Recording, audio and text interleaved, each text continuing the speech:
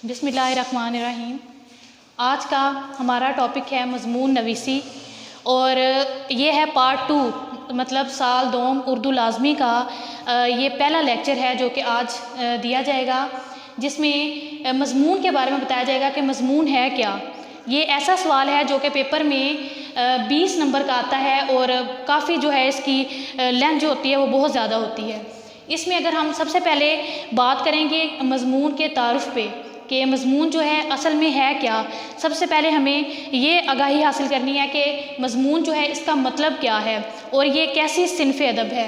सबसे पहले मज़मून अरबी ज़ुबान का लफ्ज़ है जिसका मतलब है किसी मौजू पर तहरीर, यानी हम किसी भी मौजू पर जब कुछ लिखते हैं, तहरीर करते हैं, तो वो जो टॉपिक होता है, जो हमारा यानी मौजू होता है, उसके बारे में जो हम हक़ाइक़ पेश करते हैं, जो हम उसके बारे में मालूमात लिख रहे होते हैं, जो मालूमात हम बता रहे होते हैं, वो है मज़मून। यानी मज़मून में किसी एक मौजू पर जो है वो बात की जाती है। किसी मौजू पर अदबी अंदाज में इजहार ख्याल को उर्दू में मज़मून और अंग्रेज़ी में उसको ऐसे कहा जाएगा। यानी किसी भी मौजू पर जब अदबी अंदाज में कुछ लिखा जाता है तो उसको हम जो है वो अपना जब इजहार ख्याल करते हैं, उसके बारे में हम बताते हैं कि हमारे पास क्या मालूमात हैं, या बाकी अलूम व फ़नून से जो हम चीज़ें हासिल करते हैं, जो हक़ाइक़ हासिल करते हैं, उसको जो हम तहरीर करते हैं, वो मज़मून के ज़ुमरे में आएगा। अगर मज़मून की इक़साम के हवाले से देखा जाए तो मज़मून जो है वो संजीदा भी होता है और मज़ाहिया भी होता है। यानी संजीदा और मज़ाहिया मज़ामीन भी लिखे जाते हैं मुख्तलिफ़ तरह से, और इल्मी और अदबी भी लिखे जाते हैं। यानी इल्मी मज़ामीन भी लिखे जाते हैं और अदबी मज़ामीन भी लिखे जाते हैं। यानी मज़मून लिखने की बहुत सारी इक़साम हैं जिसमें मुख्तलिफ़ तरीके से हम जो है वो लिख सकते हैं। अगर इसको अब हम अगर ये कहें कि मज़मून जो है वो एक फ़न है, तो ये बात बिल्कुल दुरुस्त है कि मज़मून एक फ़न है। यानी फ़नी लिहाज से अगर मज़मून के हम दर्जे देखते हैं तो वो दर्जे जो हैं वो 3 दर्जे हैं, जिसमें सबसे पहला दर्जा है तमहीद, दूसरा दर्जा है नफ्से मज़मून और तीसरा दर्जा है ख़ात्मा। इब्तदाई हिस्सा तमहीद, यानी तमहीद का मतलब है इब्तदाई हिस्सा, यानी हम शुरू में क्या लिख रहे हैं, हम क्या बता रहे हैं कि हम उस मौजू का तारुफ़ करवा रहे हैं या नहीं करवा रहे हैं। यानी तमहीद में हमने मौजू का सबसे पहले जो है वो तारुफ़ करवाना है। हमें पता हो कि इस मौजू के मुतालिक जो है हमारे पास क्या मुशाहिदात हैं या क्या हमारे पास मालूमात हैं, हम उसका जो मुख्तसर सा तारुफ़ करवाते हैं वो तमहीद में करवाते हैं, यानी इब्तदाई हिस्सा में। मज़मून का तारुफ़ इस तरह से करवाया जाए कि जो पढ़ने वाला है वो अपनी सारी की सारी तवज्जो जो है वो मज़मून की तरफ कर ले, उसका दिल चाहे कि मैं आगे सारा मज़मून पढ़ूँ। अगर हम इसका दूसरा दर्जा देखते हैं तो वो है नफ्से मज़मून, जो कि बहुत अहम है, जिसमें इसका असल हिस्सा बयान किया जाता है। यानी उसका असल हिस्सा क्या है, उसमें जो जितने भी नुकात होते हैं, जितनी भी उसमें बातें हमने लिखनी होती हैं। जैसे फ़र्ज़ करें कि हमारे पास एक टॉपिक है, एक मौजू हमें दिया गया है माशरती बुराइयों पे, तो माशरती बुराइयों के हवाले से हमने सबसे पहले तो माशरे के बारे में बताना है कि माशरा क्या है और वहाँ पर बुराइयाँ कैसे जन्म लेती हैं। जो नफ्से मज़मून होगा उसमें असल हिस्सा ये होगा कि उसके नुकात बयान किए जाएँ कि बुराइयाँ हैं कौन सी। उसमें काफ़ी सारी आ जाती हैं, जैसे झूठ है, ग़ीबत है, सूदखोरी है, वादा खिलाफ़ी है, मिलावट है। ये सारी बुराइयाँ जो हैं इनके बारे में जो हम डिटेल लिखेंगे वो नफ्से मज़मून में आएगी।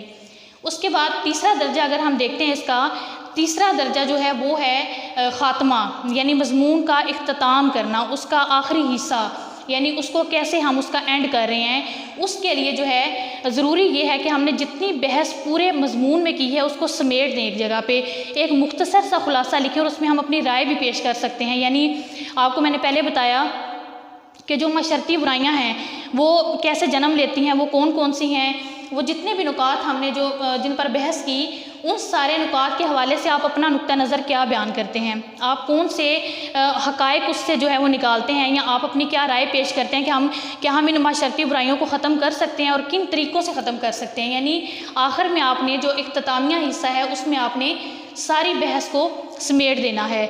ये आपको बताया जा रहा है कि मज़मून असल में जो है वो लिखा कैसे जाता है। हमारा टॉपिक जो है वो मेन टॉपिक यही है कि मज़मून लिखने का आखिर तरीका क्या है। स्टूडेंट मज़मून लिखते हैं लेकिन उसमें क्या करते हैं कि बस उसमें कोई तरतीब नहीं होती है, लिखते ठीक है लेकिन उसकी कोई तरतीब नहीं होती। पहले वाली बात जो है वो बाद में और बाद वाली जो बात होती है वो पहले लिखी जाती है। तो यहाँ पर बताने का मकसद ये है कि मज़मून को किस तरीके से लिखें आप, यानी मज़मून का सबसे पहला हिस्सा तमहीदी हिस्सा है, यानी उसमें आपने मौजू का तारुफ़ करवाना है कि असल में जो है वो मौजू है क्या, उसके बारे में आप क्या जानते हैं या उसकी माशरे में क्या हैसियत है। और दूसरा है नफ्से मज़मून, दूसरा दर्जा, यानी जिसमें सारे के सारे जितने भी अहम नुकात हैं उन पे आपने बहस करनी है। उसके बाद ख़ात्मा यानी इख्तितामिया हिस्सा, यानी आपने उसका एंड कैसे करना है, उसमें सारी बहस को आपने समेट देना है ताकि पता चले कि यहाँ पर आपने कोई राय कायम की है, कुछ बताया है। उसका इख्तितामिया हिस्सा जो है वो बहुत अच्छे तरीके से आपने लिखा है। ये तो होगी बात हमारी तारुफ़ की कि मज़मून है क्या, फ़नी लिहाज से उसके दर्जात क्या हैं, कितने दर्जे हैं। अब हम बात करेंगे मज़मून नवीसी के लवाज़मात, यानी मज़मून नवीसी के लवाज़मात क्या हैं, वो कौन से अमूर हैं जिन पे चल के हम जो है वो एक अच्छा मज़मून, अच्छा और म्यारी मज़मून तहरीर कर सकते हैं। यानी अच्छा और म्यारी मज़मून जब हमें तहरीर करना है तो उसके लिए हमें कुछ बातों का ख्याल रखना पड़ेगा। वो बातें कौन सी हैं, उसमें सबसे पहले आ जाता है वसी मुतालिया। वसी मुतालिया यानी हमारा मुतालिया जो है वो बहुत वसी हो, यानी हमें अदीबों की जो मुख्तलिफ़ तहरीरें हैं वो हम पढ़ते हों, हमें पता हो कि उन्होंने इन तहरीरों के लिए कौन सा तरीका अपनाया है। यानी उन चीज़ों को जब हमारा मुतालिया जो है वो वसी होगा, हमें पता होगा कि हम अदीबों की तहरीरें जो हैं वो किस तरीके से पढ़ सकते हैं, उनको किस तरीके से समझ सकते हैं, तो हम एक अच्छा मज़मून जो है वो लिख सकते हैं। दूसरी बात इसमें आ जाती है मुशाहिदा कायनात, यानी कायनात का मुशाहिदा करना, यानी कायनात में जितनी चीज़ें हैं उनके बारे में सोचना, गौर व फिक्र करना। पुख्ता क़ुव्वत मुशाहिदा होनी चाहिए इंसान में। जब उसमें पुख्ता क़ुव्वत मुशाहिदा होगी तो वो एक अच्छा मज़मून जो है वो लिख सकता है, चाहे मौजू कोई भी दिया जाए। और एक चीज़ याद रहे कि मौजू एक नहीं होता, मौजू लातदाद होते हैं, यानी जब तक ये कायनात कायम है तब तक जो मौजूआत हैं वो पैदा होते रहेंगे, यानी मौजूआत जो हैं वो कभी भी ख़त्म नहीं होंगे। तो मुख्तलिफ़ मौजूआत के लिए हमारे लिए ज़रूरी है कि हम अपनी क़ुव्वत मुशाहिदा जो है उसको पुख्ता रखें। तीसरी बात इसमें आ जाती है गौर व फिक्र, यानी सोचना। हमारे अंदर सोचने समझने की सलाहियत होनी चाहिए। हम चीज़ों को सिर्फ देखकर उनके बारे में राय कायम ना करें, बल्कि उनके बारे में सोचें कि आखिर ये ऐसा क्यों है, किस तरह से इसका वजूद हुआ। यानी हमारे अंदर एक जो है तफक्कुर होना चाहिए, एक तदब्बुर होना चाहिए, जिससे हम जो है एक अच्छा मज़मून लिखने में कामयाब हो सकते हैं। उसके आगे चौथी बात इसमें आ जाती है तहरीरी मश्क, यानी प्रैक्टिस, लिखने का तरीक़ाकार, आपकी लिखने की मश्क कैसी है। कुछ स्टूडेंट्स ऐसे होते हैं कि वो जो है वो लिखना पसंद नहीं करते, वो सिर्फ़ और सिर्फ याद करना पसंद करते हैं, लेकिन जब तक वो लिखेंगे नहीं, उनकी वो मश्क नहीं होगी, वो कभी भी जो है पूरी तरह से अपना पेपर जो है वो हल नहीं कर पाएंगे। इसलिए ज़रूरी ये है कि तहरीरी मश्क होनी चाहिए, यानी हमें लिखने की आदत होनी चाहिए। हम कोई भी मौजू पढ़ते हैं, किसी चीज़ के बारे में पढ़ते हैं, चाहे वो एक सफ़े का हम पढ़ें, लेकिन उसके बारे में थोड़ी सी अपनी राय कायम लाजमी करें। हम उसके बारे में बता सकें कि हम जो है ये हमने एक टॉपिक पढ़ा है, इसके बारे में हम अपनी राय क्या पेश करते हैं। इसके अलावा जो कुछ याद किया जाए उसको लिखने की प्रैक्टिस जो है वो उसकी लाजमी करनी चाहिए, और जब तक प्रैक्टिस नहीं होगी तब तक हम कामयाब नहीं हो सकते। आगे अगला जो हमारे पास पॉइंट है वो है ज़ख़ीरा अल्फाज। बाज़ औक़ात हमारे पास जो है वो अल्फाज ही नहीं होते, हमें पता ही नहीं होता कि हम किस तरह से जो है वो लिख सकते हैं। जब तक हमारे पास अल्फाज का ज़ख़ीरा नहीं होगा तब तक हम एक अच्छा मज़मून जो है वो नहीं लिख सकते। अच्छा, ज़ख़ीरा अल्फाज में एक बहुत अहम चीज़ है कि लुगत का इस्तेमाल। अब आप सोचेंगे लुगत क्या होती है। लुगत डिक्शनरी को कहा जाता है, उर्दू में डिक्शनरी को लुगत बोला जाता है। लुगत का में अगर आप लुगत अपने पास रखेंगे तो आपके पास आदत आपको होगी कि आपने वहाँ से कुछ ना कुछ अल्फाज को देखते रहना है, उनको पढ़ते रहना है। आपके पास बहुत सारा जो है वो इल्म आ जाएगा। ज़ख़ीरा अल्फाज जो है वो बेशुमार होंगे, यानी बहुत सारे अल्फाज आपके पास जो है वो मौजूद होंगे और आप उनको अपने मज़मून में आसानी से जो है वो इस्तेमाल कर सकते हैं।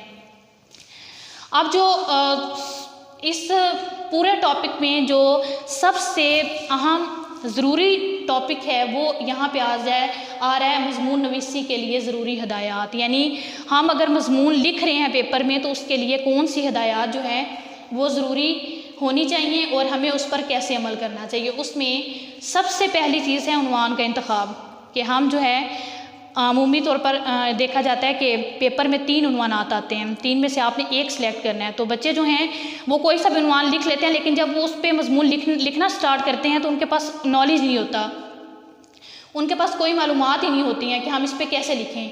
तो उन्वान का इंतखाब इस तरह से करना चाहिए कि जो आपके लिए आसान हो, जिसके बारे में आप ज़्यादा जानते हो, जिसके बारे में आपने ज़्यादा पढ़ा हो। यानी उन्वान का जो इंतखाब है वो आपने बहुत ही एहतियात के साथ करना है, क्योंकि अगर आप उन्वान ही वो लेंगे जो आपके मिजाज के मुताबिक नहीं होगा तो आप कभी भी उस पर एक मियारी और अच्छा मजमून तहरीर नहीं कर पाएंगे। नंबर 2 पे आ रहा है खाका। यानी जब हम दूसरी हदायत देखते हैं तो वो है खाका, यानी अहम नुकात। खाका क्या है? एक खाका बना लेना, यानी जितने भी अहम नुकात हैं जिनको आपने ज़ेरे बहस लाना है मजमून में, उन नुकात को अलग से लिख लेना, यानी रफ़ अमल में। इसका ये हरगिज़ मतलब नहीं है कि आपने उनकी हेडिंग्स देनी है, बल्कि उनको सिर्फ रफ़ अमल की हद तक रखना है ताकि आपको कोई पॉइंट भूले ना, आप उसी सीक्वेंस के साथ, उसी तरतीब के साथ जो है वो उसको एक्सप्लेन कर सकें। अगला अगर पॉइंट देखें तो वो है तमहीदी पैराग्राफ। तमहीद से आप वाकिफ़ हैं, पहले बताया है कि इब्तदाइया हिस्सा, यानी इब्तदाई हिस्सा जो होता है उसको तमहीद कहा जाता है, जिसमें मौजू का तारुफ करवाया जाता है, यानी मौजू का तारुफ सिर्फ तमहीदी हिस्सा में होता है। साथ अगर इसके देखें तमहीदी पैराग्राफ की तादाद, ये बहुत अहम बात है। कुछ टॉपिक इस तरह के होते हैं, कुछ मौज़ूआत इस तरह के होते हैं कि जिनके बारे में मालूमात हमारे पास ज़्यादा होती हैं, यानी हम उसकी तमहीद ज़्यादा लिख सकते हैं। उन पैराग्राफ के लिए ये बिल्कुल नहीं है कि आप एक ही पैराग्राफ लिखें। वैसे तो असूलन ये देखा गया है कि तमहीदी पैराग्राफ सिर्फ एक होता है, लेकिन अगर आपके पास मालूमात ज़्यादा हैं तो आपने पैराग्राफ को ज़्यादा तवालत में नहीं लेके जाना, बल्कि उस पैराग्राफ को आपने 2 पैराग्राफ में तकसीम कर देना, यानी तमहीदी पैराग्राफ आप 2 पैराग्राफ की सूरत में भी लिख सकते हैं। अगला पॉइंट है पैराग्राफ में रब्त, यानी पैराग्राफ में रब्त होना चाहिए। यानी कोई भी पॉइंट अगर आप लिख रहे हो, जितने भी आपने पॉइंट उसमें डिस्कस करने हैं, ये नहीं करना कि एक पैराग्राफ है उसमें एक नुक्ता आप बयान कर रहे हो तो साथ ही उसके दूसरा भी शामिल हो गया। यानी आपको जैसे पहले मिसाल दी माशरती बुराइयां मजमून, उसमें काफ़ी सारी बुराइयां शामिल हैं। अगर वादा खिलाफ़ी है, झूठ है, सूदखोरी है, ये सारी चीज़ें जो हैं, आपने एक पैराग्राफ में 2 बुराइयों को डिस्कस नहीं करना, उस पर बहस नहीं करनी, बल्कि एक पैराग्राफ में सिर्फ एक बुराई को ही आपने बयान करना है। तो इस तरह से जो है वो पैराग्राफ में एक रब्त कायम होगा और पैराग्राफ बिल्कुल जो है वो अच्छे तरीके से आप लोग जो है उनको आगे मज़ीद बढ़ा सकेंगे। और पैराग्राफ की तवालत दोबारा एक दफ़ा आपको बता दूं कि उससे ज़्यादा तवील नहीं करना। पैराग्राफ जो है वो 8 से 10 लाइन्स पर ख़त्म कर देना, उसके बाद आगे नया पैराग्राफ शुरू कर लें। इसी तरह अगर कोई ऐसा नुक्ता है जिस पर आप बात जो है वो ज़्यादा डिटेल में कर सकते हैं, उसके लिए ये है कि आप उसकी बात जो है वो एक पैराग्राफ को ज़्यादा लंबा करने के बजाय 2 पैराग्राफ में कर लें।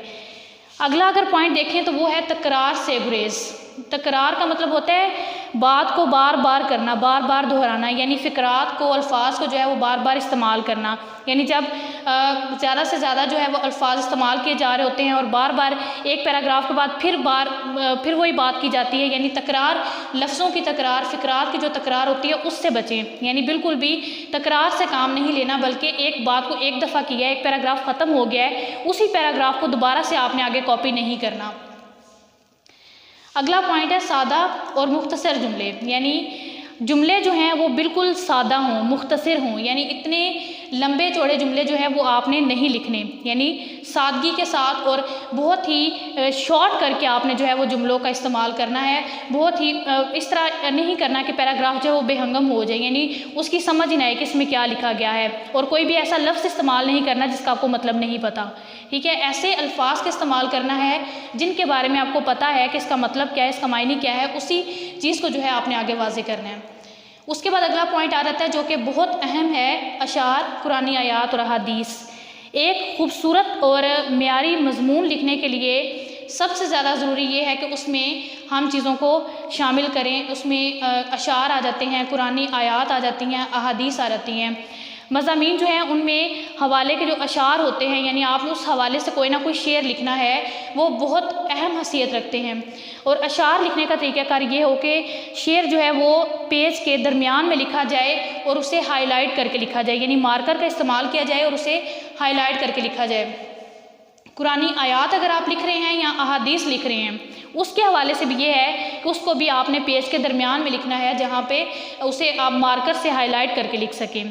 मतलब ये चीज़ें जो हैं ये एक तो मज़मून की खूबसूरती में इजाफ़ा करती हैं, एक मियारी मज़मून के लिए बहुत ज़रूरी हैं। और दूसरे नंबर ये कि ये चीज़ें जो होती हैं इससे जो है मार्क्स बहुत अच्छे आते हैं, यानी बच्चे अच्छे नंबर जो हैं वो हासिल कर सकते हैं। उसके बाद है तरमीम व तनसीख। तरमीम यानी काट छांट करना, कुछ भी आपने उसमें बदलना है, कुछ आप समझते हो कि कोई गलती है उसकी आपने करेक्शन करनी है, उस हवाले से आप जो है वो एंड पे जब मजमून पूरा आप लिख लें तो फिर आपने क्या करना है, वो तरमीम कर लेनी है। अगर थोड़ी बहुत हो, बिल्कुल ज़्यादा नहीं करनी कि जिससे जो है सारा मजमून जो है वो एक रफ सा लगना शुरू हो जाए। उसके बाद एक पॉइंट आ जाता है रमूज़ औकाफ़। ये रमूज़ औकाफ़ से आप आगाह होंगे क्योंकि ये आपके सिलेबस का हिस्सा है, ग्रामर का एक पार्ट है रमूज़ औकाफ़। इसका मतलब होता है वक्फ़े की अलामतें। यानी हम गुफ्तगू करते हैं, बातचीत करते हैं, उसमें हम वक्फ़ा किस हद तक करते हैं। यानी हम एक ही सीक्वेंस में, एक ही तरतीब में आगे नहीं चलते रहते, बल्कि हम कहीं रुकते हैं, यानी ठहराव करते हैं। यानी वक्फ़े की जितनी अलामात होती हैं उन्हें रमूज़ औकाफ़ कहा जाता है, यानी रुकने की अलामतें, कि हम रुकें। जैसे आप देखते हैं कि आप कोई भी इबारत देख रहे हैं, कोई चैप्टर पढ़ रहे हैं, तो उसमें देखते हैं कि सबसे पहले जो है वो अगर देखा जाए ख़त्मा की अलामत, हर जुमला ख़त्म होने पर ख़त्मा की अलामत लगाई जाती है। अगर कोई सवाल पूछा जाता है तो सवालिया की अलामत लगाई जाती है। अगर किसी को मुखातिब किया जाता है तो तब भी अलामतें लगती हैं। यानी इस तरह से जो है अलामतों का इस्तेमाल जो है वो लाजमी करना चाहिए। जैसे आप यहीं पर आपको मैं बता देती हूँ कि मैंने जिक्र किया अशार का, कुरानी आयात का और अहादीस का। अब अगर आप कोई भी अहादीस किसी भी हदीस का जो है वो तर्जमा लिख रहे हैं तो आपने वावैन की अलामत इस्तेमाल करनी है, यानी अलामतों का बहुत ख्याल रखना है। और अगर आप कोई ब्रैकेट का इस्तेमाल कर रहे हैं तो उसके लिए कोसैन की अलामत जो है उसको लाजमी इस्तेमाल करें। यह है रमूज़ औकाफ़, यानी मजमून में रमूज़ औकाफ़ का ठहरने की अलामतों का जो है वो बहुत ज़्यादा ख्याल रखना चाहिए। उसके बाद आखिरी पॉइंट है हमारे पास इख्तितामी पैराग्राफ। इख्तितामी पैराग्राफ यानी यहाँ पर हमने पढ़ा एक लफ्ज़ ख़ात्मा, यानी आखिरी हिस्सा, सारी बहस को समेट देना। इख्तितामी पैराग्राफ में आपने जितनी बहस पूरे मजमून में की है उसको आपने समेट देना है, उसके बारे में थोड़ा थोड़ा लिख के, यानी उसका एक मुख्तसर सा जो है कोई ना कोई पॉइंट लिख देना है, खुलासा करके आपने उसको लिख देना है और उसमें अपनी राय कायम करनी है कि आप उसके बारे में क्या राय पेश करते हैं। जैसे आपको इस पूरे टॉपिक में मैंने एक मजमून माशरती बुराइयों इसके बारे में बताया कि इस पे आप कैसे लिख सकते हैं, तो आपने एंड पे बताना है कि ये जितनी भी माशरती बुराइयां हमारे माशरे में राइज हो चुकी हैं इनको ख़त्म कैसे किया जा सकता है। यानी किस हद तक जो है हम जो है वो अगर संजीदा हो जाएं तो हम इन बुराइयों का खात्मा जो है वो कर सकते हैं। और उन बुराइयों की वजूहात यही हैं कि इंसान जो है वो अपने दीन से दूर होता जा रहा है। तो आपने अपनी बात को समेटते हुए जो है वो अपने मजमून का जो है वो इख्तिताम बहुत अच्छे तरीके से करना है कि आपका एक मियारी और अच्छा मजमून जो है लिखा जाए।